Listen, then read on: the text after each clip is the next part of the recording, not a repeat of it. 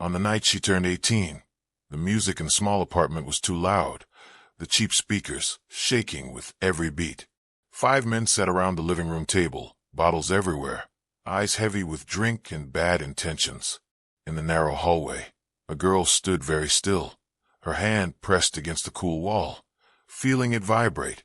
Her name was Susan.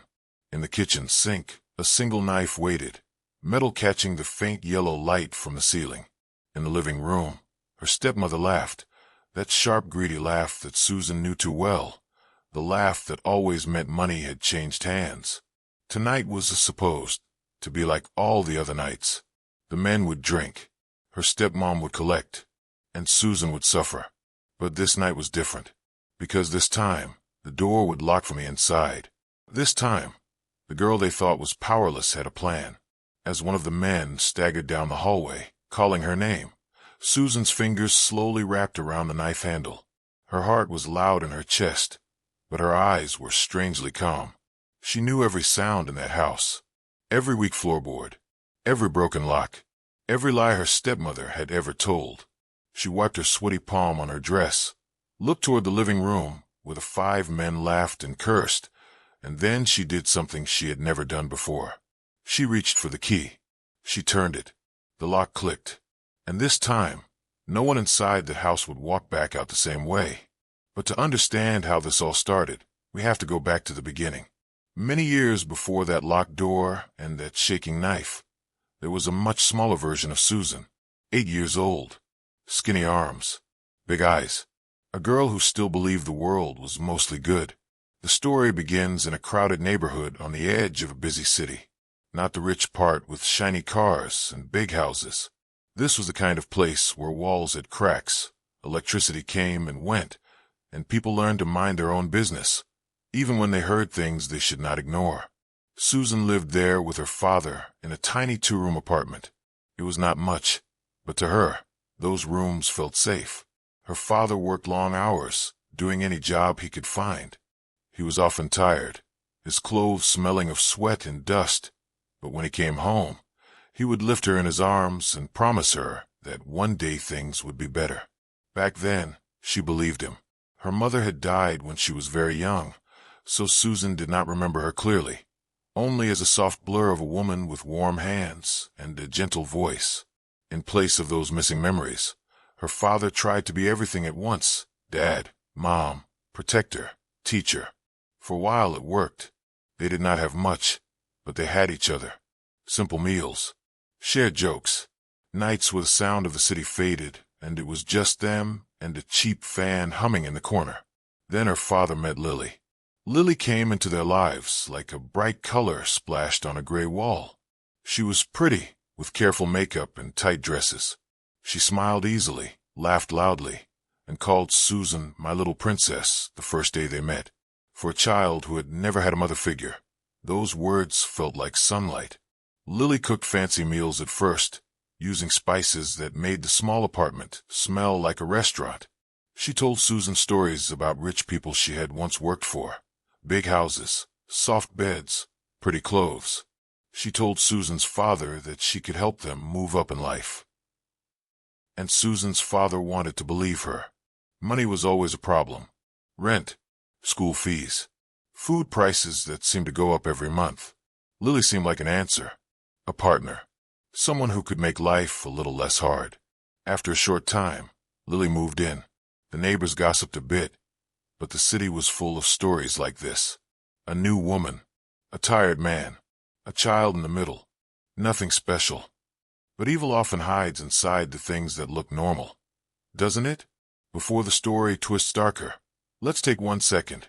If you enjoy deep, real crime stories told like this, with respect for victims and lessons for all of us, don't forget to like this video, subscribe, and turn on the notification bell so you don't miss the next case. Now back to Susan. At first, life almost seemed better. Lily brought him money somehow. New clothes appeared. The food got a little nicer. There were nights when they all sat together at the table, and Susan watched her father smile in a way she had not seen in years. But small shadows started to appear. Lily was kind, but only when her father was around. When he left for work, Her voice changed. It turned sharp, cold. She complained that Susan ate too much, asked too many questions, took up too much space. Little punishments began. Small chores turned into heavy work. Accidents became reasons to shout. Tears were ignored. Lily also started going out at strange hours, wearing clothes that did not match the story she told about helping a friend or running a small business. She came home with cash rolled up in her hand, with strong perfume and the tired eyes of someone who spent her nights in places she did not want to explain. Susan did not have words for any of this yet. She only had feelings: unease, confusion, a tiny pinch in her stomach whenever Lily smiled too sweetly at her father. Her father, though, seemed blind to these shadows. Maybe he did not want to see them. Maybe he was too tired. Maybe he was too grateful for the money that kept the landlord calm and the lights on. Then, slowly, Lily began to ask for more control. She said Susan should stay home from some school days because uniforms cost money and books are too expensive. She said she could teach the girl what really matters in life. Her father argued at first. Then he gave in, one little piece at a time. That is how control usually works. Not in one big moment, but in many small ones. The apartment, once a safe place, started to feel like a cage. Lily had visitors. Men. Always men. They came at odd hours. They smelled of alcohol and cigarettes. Sometimes they stayed in the living room. Sometimes the bedroom. Sometimes they gave Susan a long look that made her want to vanish into the wall. Lily called them uncles and said they were helping the family. But their eyes did not look like the eyes of uncles. And little by little, the neighbors stopped coming by. They heard noises. They saw the men. They noticed the way Lily carried herself. The way money seemed to drip into that small apartment from nowhere. And like many people in busy cities, they made a choice that would haunt this story forever. They minded their own business. Then came the first night her father did not come home when he said he would. A double shift. An accident at work. A delay. The details were never very clear. What Susan remembers is the way Lily's eyes lit up when she realized they were alone. Really alone.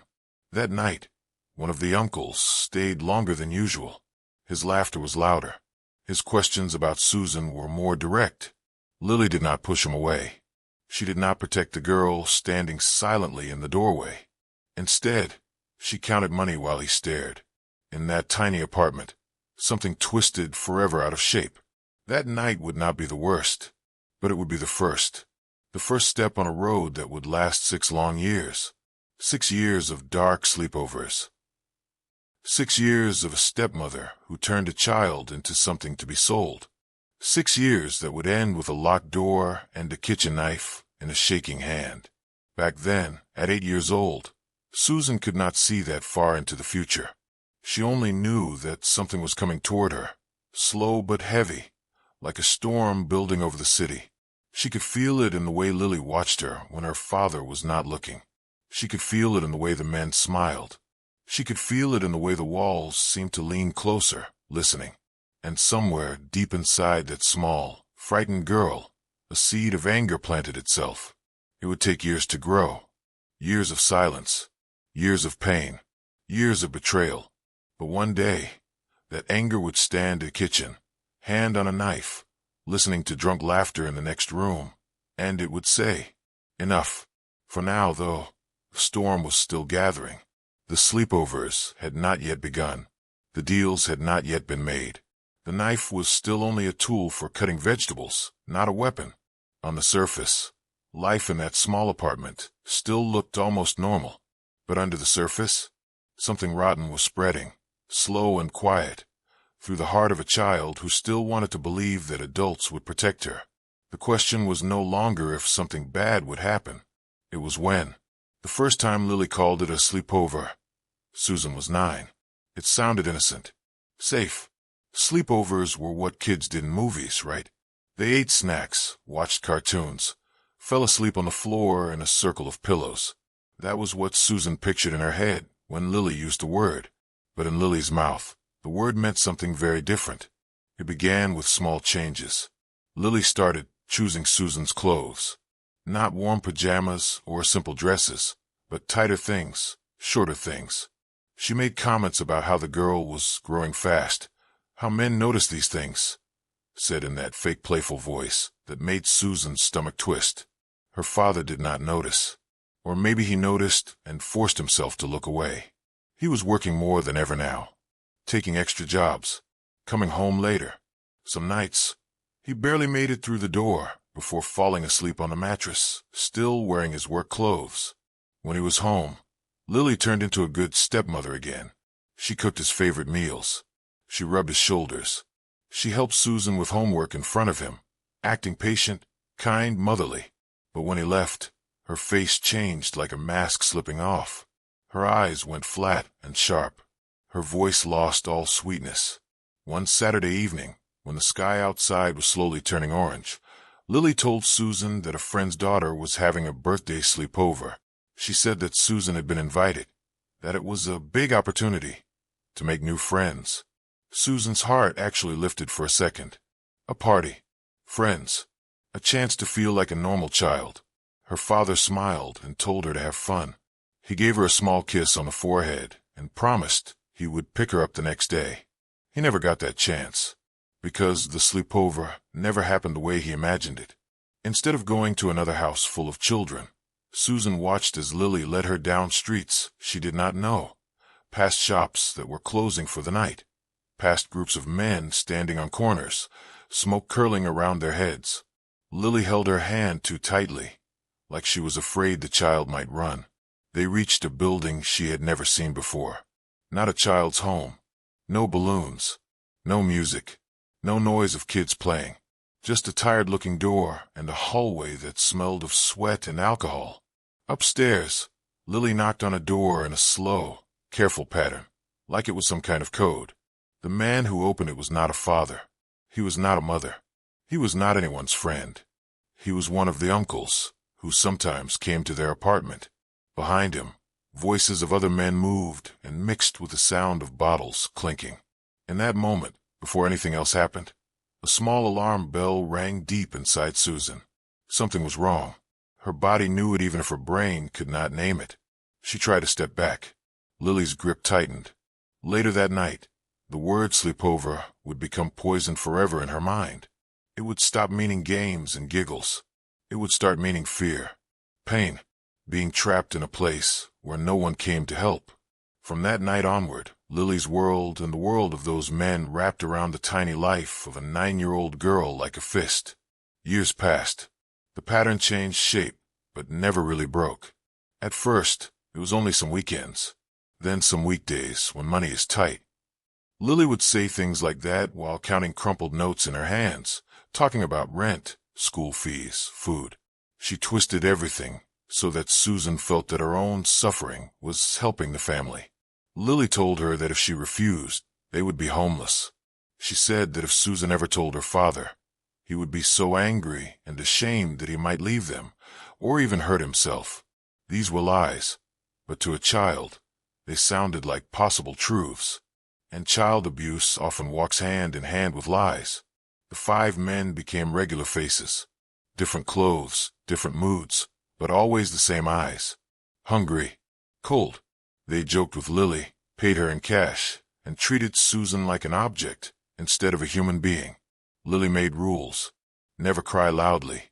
Never tell anyone. Never say no. If Susan broke a rule, there were punishments. No food. No school. Locked in a dark room. Slaps. Harsh words that cut deeper than hands ever could. You might be asking yourself right now, where were the other adults? Where were the neighbors? Teachers? Some of them noticed. A neighbor once saw Susan coming home early in the morning, walking strangely, eyes empty, with Lily dragging her by the arm. That neighbor later told herself it was not my business. A teacher at school saw the girl's grades drop. She went from being a bright student to staring at the window during class, flinching when someone spoke too loudly. The teacher asked if everything was okay at home. Susan said yes. It was a lie taught to her by fear. The teacher, busy and tired, accepted the answer and moved on. Every time someone looked away, The prison around Susan grew stronger. At home, her father kept working. He started getting sick more often. Headaches, chest pain.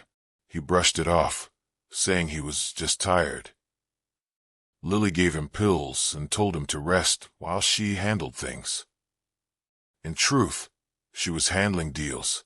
There came a point where the sleepovers no longer required leaving the house. Lily started bringing the men to their own apartment more and more. She said it was safer, easier, cheaper. She said that Susan could host them there. The word host, like sleepover, became another rotten word in the girl's mind. On those nights, Lily would send the father out on errands at strange times. Or she would tell him that her relatives were visiting and that he should let the women have their private time. Other nights, he would simply be at work until late, believing his child was asleep in her bed. He did not know that on the other side of the wall, his daughter's childhood was being broken over and over again. When Susan was about 13, something in her changed. She stopped crying during the abuse. The tears felt useless, like wasted water. She learned to leave her body and her mind, to float somewhere far away while things happened to her. This is something many victims do. It became a secret promise, pressed under her cheek every night. A promise that one day something would change. But change felt impossible. Who could she tell? Lily watched her like a hawk. She checked her phone. She listened at doors. She reminded Susan again and again that no one would believe her, that people would say she was asking for it, that they would call her dirty.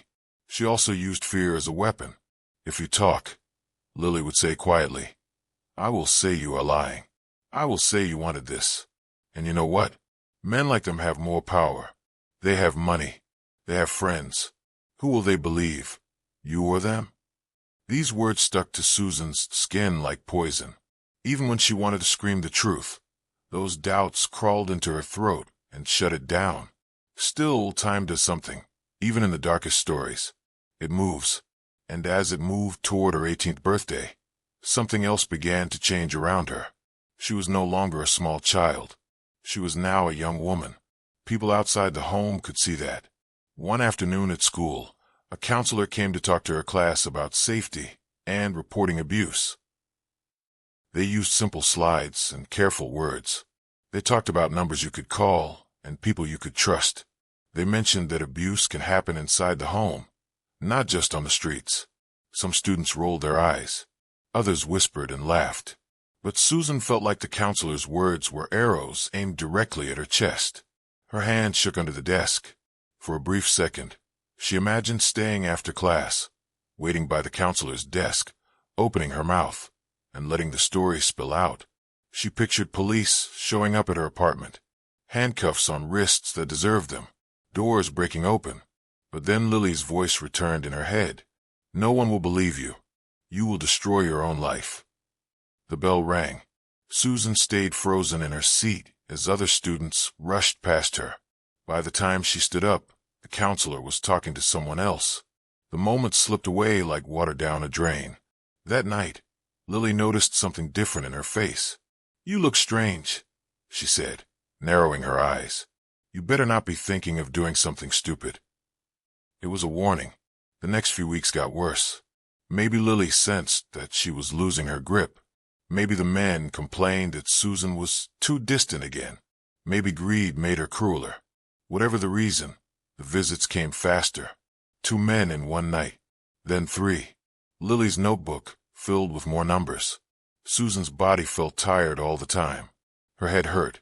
There were moments when she looked in the mirror and did not recognize the person staring back. Under all of that, the anger grew heavier. It was no longer just a feeling. It was becoming a plan. Not a clear one at first. Just small thoughts. What would happen if the key disappeared? What would happen if the men could not leave? What would happen if they, for once, felt the fear she felt every night? These were dangerous thoughts, but they brought a strange kind of comfort. Around this time, the 5 men started to drink more heavily during their visits. Lily encouraged it. Drunk men paid more. They stayed longer. They forgot how much they had already spent. Bottles piled up on the table. Voices got louder. Laughter got meaner. Drunk people make mistakes. They move slower. They hear less. They notice less. Susan noticed that. One night, when they were particularly wasted, one of the men dropped the house key on the floor without realizing it. It slid near Susan's foot. Her heart jumped. She glanced at Lily. Lily was in the kitchen, back turned, counting money. Slowly, without drawing attention, Susan nudged the key under the couch with her foot. Later, when the men left, there was confusion. Shouting, searching pockets and cushions. Lily cursed them for being careless. Eventually, they all went home angry and stumbling, leaving a mess behind. When they were gone, and the house finally went quiet, Susan bent down and pulled the key from under the couch. She held it in her hand for a long time, feeling the little metal teeth press into her skin. That night, she did not put the key back on the hook near the door. She kept it, a small piece of power. Over the next few days, she tested the lock when Lily was out. She turned the key slowly, listening to the heavy click. She checked the windows. She noticed which ones were stuck, which ones opened, which ones squeaked. She walked through the apartment like a quiet inspector, learning its secrets. In the kitchen, the knife lay in its usual place. A normal kitchen knife, used for chopping onions and tomatoes. But when she picked it up now, it felt like something else. Heavier. Her reflection in the blade looked tired but focused. What would you do? She wondered silently, if this was the only way to make it stop. It was not a question she could ask anyone. It was one she asked herself every night. Her 18th birthday crept closer. Lily did not talk about cakes or celebrations. There were no plans for a party with friends. For Lily, that date meant something else. She's grown now, the men would say. Asking for this, Lily could claim more easily. The world often cares less when the victim is an adult than when she is a child, and that made the danger feel even sharper. The night finally came. Music echoed through the apartment. Cheap speakers, heavy bass. The 5 men were already there, bottles half empty, faces flushed. The air smelled like alcohol and sweat and something sour. Lily moved around them like a hostess at a party she had thrown 100 times before. She laughed loudly, refilled their drinks, made greedy jokes about birthday specials. In the hallway, just out of their sight, Susan stood very still. In her pocket, the key pressed against her leg. In her hand, hidden behind her back, the smooth handle of the kitchen knife warmed under her fingers. Her heart was racing, but her mind felt strangely clear. For 6 years, other people had made all the choices. Tonight, she was about to make one of her own. She listened to the men's voices drifting from the living room. She listened to Lily's laughter. She listened to the same house that had heard every secret cry she'd ever forced herself to swallow.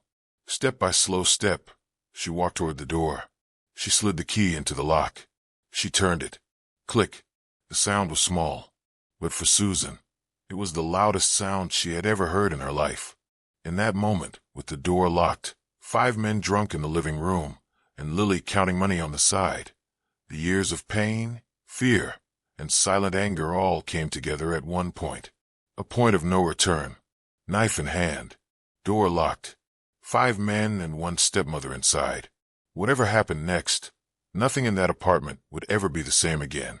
When the lock clicked, the men did not notice. Their world was the table, the bottles, the loud music, the dirty jokes. They were deep in their own fog, laughing too hard at things that were not really funny. Only one person in that room felt the change. Lily. She heard the tiny sound from the door and glanced over, her eyes narrowing for half a second. She saw Susan near the entrance. She saw the small movement of her hand, but she did not yet see the knife. In the hallway, the light flickered, making everything feel less real. Susan stood there, breathing slowly, trying to keep her hand from shaking. She could hear the men calling her name in that familiar, ugly way. For 6 years, she had walked toward that sound. Tonight, she did not move. One of the men finally got up, unsteady on his feet. He muttered something to the others and stumbled down the hallway, heading straight for her. His steps were heavy, his balance broken by drink. Susan watched him come closer, like a person watching a wave roll in. knowing it will crash over them. Only this time, she refused to drown. As he reached out toward her, she stepped forward with a speed he did not expect. The knife moved a fast, desperate motion driven by 6 years of fear and quiet rage. She aimed for the place she had seen in movies, in pictures of bodies, with little marks on the chest, where doctors said the heart lived. The blade went in. There was no slow, beautiful movie effect, no dramatic speech, just a short, shocked sound from the man. His face changed from drunk amusement to surprise, then confusion. His hands flew to his chest. His legs buckled. He dropped to the floor. The music kept playing, as if nothing important had happened.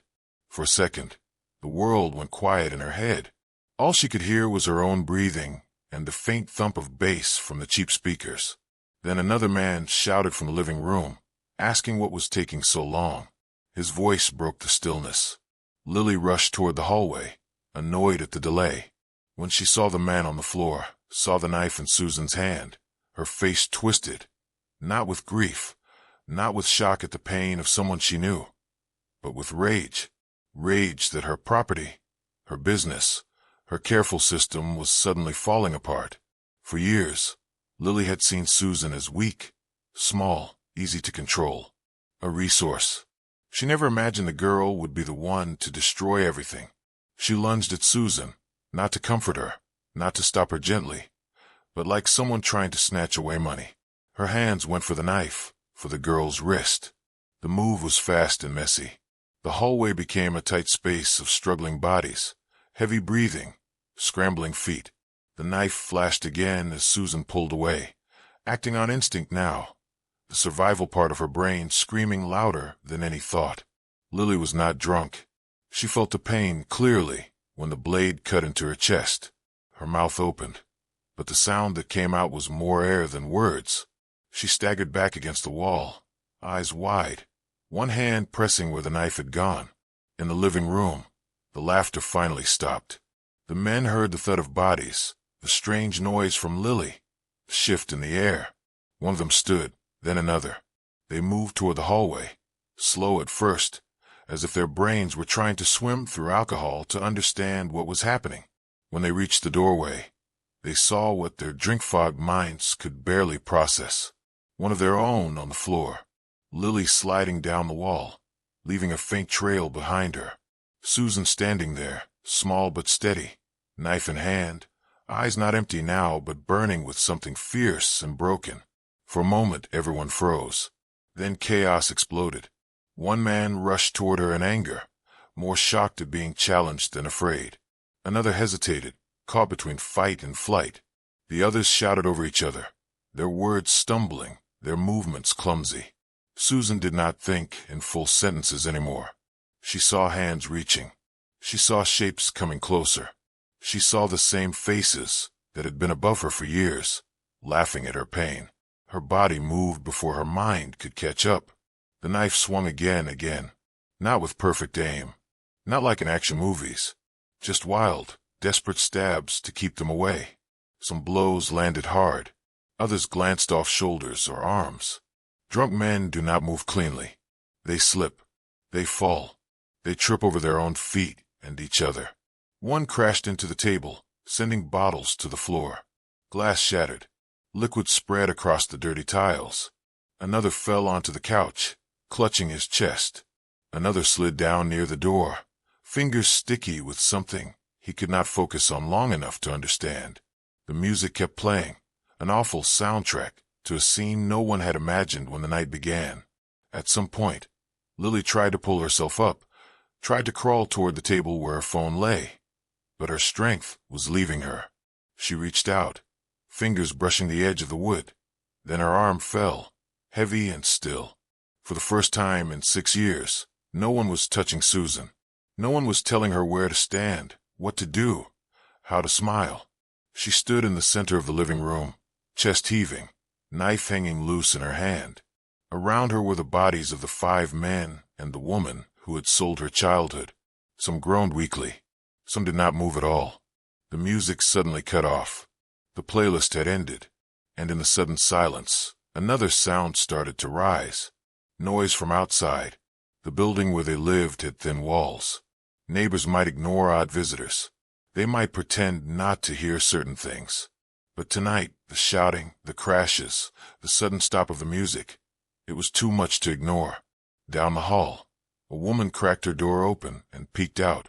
She smelled alcohol. She heard someone moan. She saw the faint glow coming from under Lily's door and felt something bad in her bones. Another neighbor had already stepped into the corridor, phone in hand. "I think something is wrong in there," he said.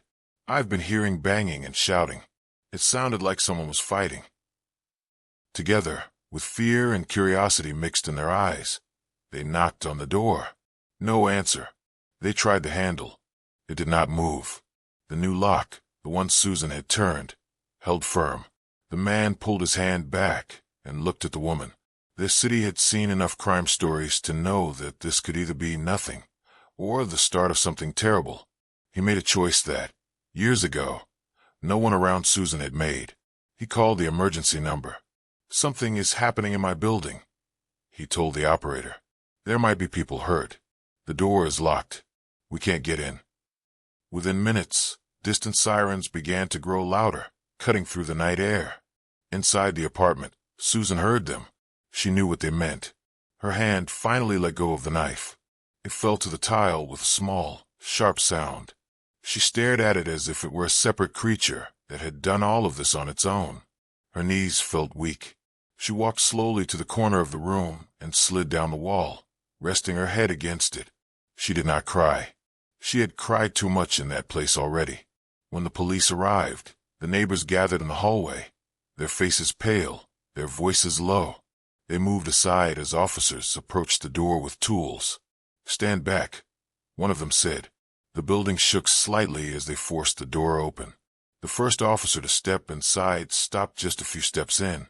His eye scanned the room quickly, trained to read scenes like this. He saw the man on the floor and furniture, some barely moving, some not moving at all. He saw Lily slumped against the wall, her eyes half open but empty. He saw broken glass, spilled alcohol, a knife on the ground. And then he saw her, a young woman in the corner, clothes messy, face blank with shock, hands resting limply on her knees. A girl who looked too young to be sitting in the middle of such a nightmare. Other officers poured in behind him. Some went straight to the bodies, checking for pulses, calling for paramedics. Others secured the knife in a plastic bag. One approached Susan slowly, speaking gently, asking her name. She did not answer at first. Her mind was far away, back in 100 nights when no one came through that door to help her. The officer knelt down a little, trying to meet her eyes. He saw bruises on her skin, old and new. He saw the kind of emptiness in her face that does not come from one bad night, but from many. He took out his handcuffs, because that is what the law told him to do when someone was at the center of a deadly scene. The metal clicked around her wrists. For a strange moment, they almost felt like every other kind of chain she had worn in that house. Except this time, they were leading her away from it. Outside, blue and red lights painted the building. Neighbors watched from behind gates and curtains as paramedics rushed in stretchers, as bodies were carried out covered or strapped down. Some of the men were still alive, groaning, eyes rolling, half-conscious. They were loaded into ambulances, sirens wailing as they sped toward the hospital. Lily did not move at all when they lifted her. News travels fast in busy cities. Before the night was over, phone cameras had captured blurry clips of the flashing lights, the stretchers, and a young woman being guided into the back of a police car. Online, people started whispering. Some called it a birthday massacre. Some said she was a monster. Others, seeing just her face for a moment, wondered what kind of story lived behind those eyes. At the station, they placed Susan in a small interview room. A table, 2 chairs, harsh white light. She sat there wrapped in a thin blanket given to her by a quiet officer who saw her shivering. Detectives came in with files and questions. A social worker was called too, because of her age and the obvious signs of long-term harm. At first, Susan said very little. She answered simple questions, her name, her age. But when they asked her what had happened, the words got stuck. 6 years of silence does not break in 1 second. The detective stepped out to regroup. The social worker stayed. She spoke softly, explaining that Susan could be both a suspect and a victim at the same time, that the law could be complicated, but people were trying to understand. Hours passed. Back at the apartment, forensic teams worked through the night. They took photos, collected fingerprints, bagged the knife, searched cupboards and drawers. In Lily's purse, they found the notebook. It was filled with dates, times, sums of money, and initials that matched the names of the men now in the hospital morgue or emergency ward. In her phone, they found messages that made their stomachs twist. Messages arranging sleepovers, talking about the girl, setting prices, times, rules. The story that had been buried inside that small apartment started to rise to the surface, like something pulled up from deep water. By morning, the picture was no longer just angry teenager kills 6. It was something darker, more complex. An abused girl, a greedy stepmother, 5 men who had treated a child as a thing they could buy, and a night when all of it finally snapped. In the days that followed, the men's conditions were confirmed. Some died from their wounds. Others survived but faced serious surgery and long recovery. Lily was confirmed dead at the scene. Susan was officially charged. Multiple counts. Serious words like homicide and manslaughter were written next to her name in cold ink. At the same time, another word appeared in her file. Victim. Of trafficking. Of long-term abuse. The city began to argue with itself. Was she a cold-blooded killer? Or a broken soul pushed beyond her limit? Those questions would move from the streets and social media to the courtroom soon enough. For now, the girl who had turned the key and picked up the knife sat in a cell, waiting for the next part of her life to be decided by judges, lawyers, and jurors who had never felt what it was like to be her. The police had made their arrest, but the hardest questions were still hanging in the air. Would justice understand the full story? And in a case like this, what did justice even mean? In the weeks after that bloody birthday night, the city did what cities always do with a shocking story. It turned it into headlines. Newspapers, blogs, TV shows. Everyone gave it a name. Some called it the sleepover revenge case.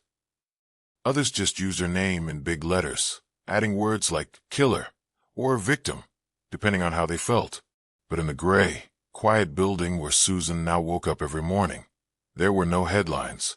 Just metal bars, rough blankets, and the long, slow drip of time. At first, she was kept in a juvenile facility because of her age when the crime started, then moved to an adult section as she reached legal adulthood. The walls there did not care if she had been hurt first. The doors did not swing open just because the world was arguing about her online. Inside those walls, she was simply another person waiting for trial. She shared space with women accused of all kinds of things: robbery, drugs, fights, fraud. Some looked at her with cold curiosity when they heard whispers of what she had done. A few saw the old bruises, the quiet way she moved, and their eyes softened. There's a strange, painful truth in many prisons. Some of the people inside understand trauma better than the world outside. While she waited, lawyers began to build their cases. On one side was the state, with prosecutors whose job was to speak for the dead and the wounded. They had photos from the apartment. They had medical reports. They had the list of the men who died and the ones who survived with scars they would carry forever. They saw 5 bodies and a knife and a young woman who had used it again and again. On the other side was Susan's defense lawyer, a woman who had worked many cases involving abuse, neglect, and trafficking. The court assigned her to Susan, but she chose to take the case seriously.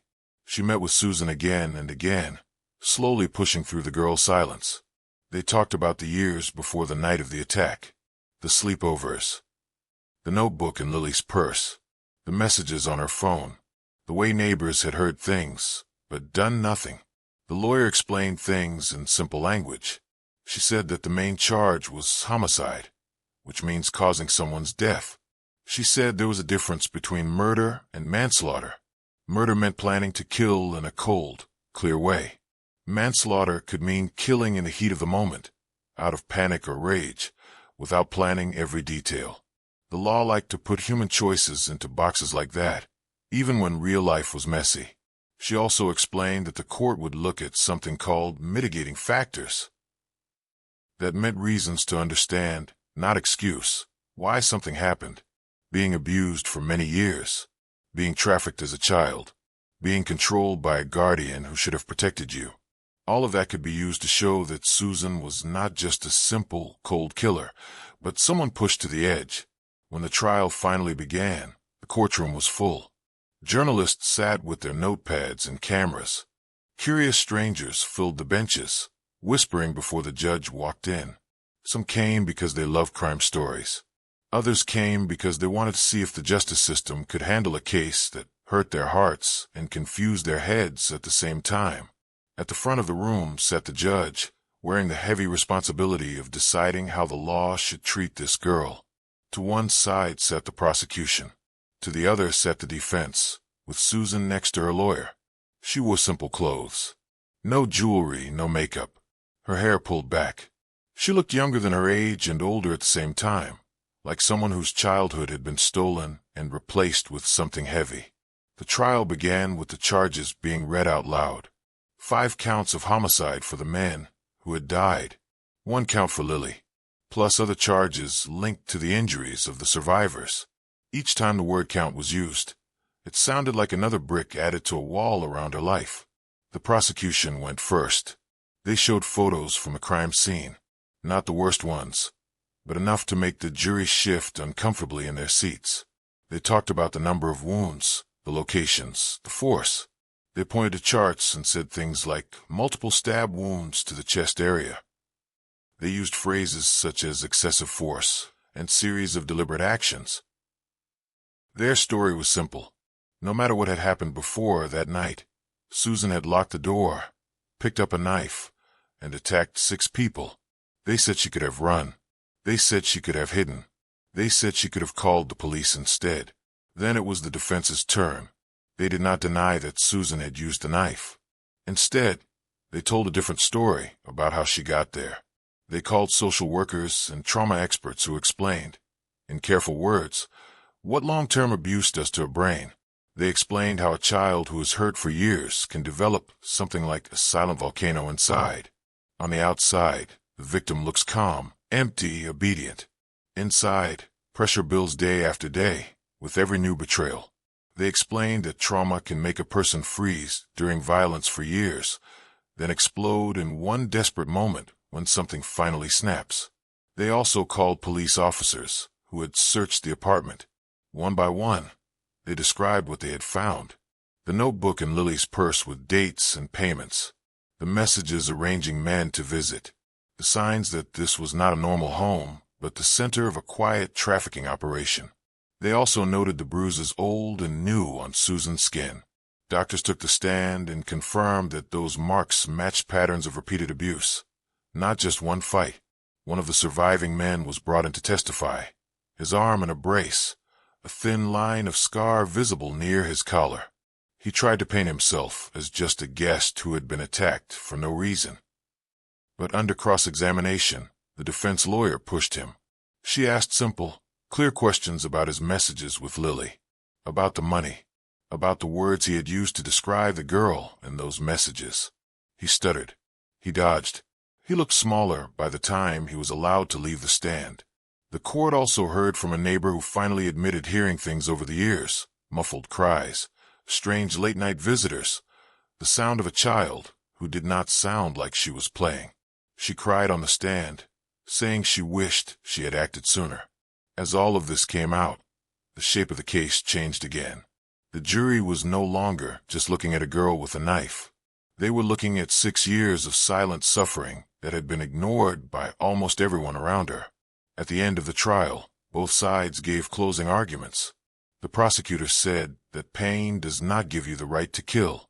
He said that if the court allowed this, people might think they could take justice into their own hands whenever life hurt them.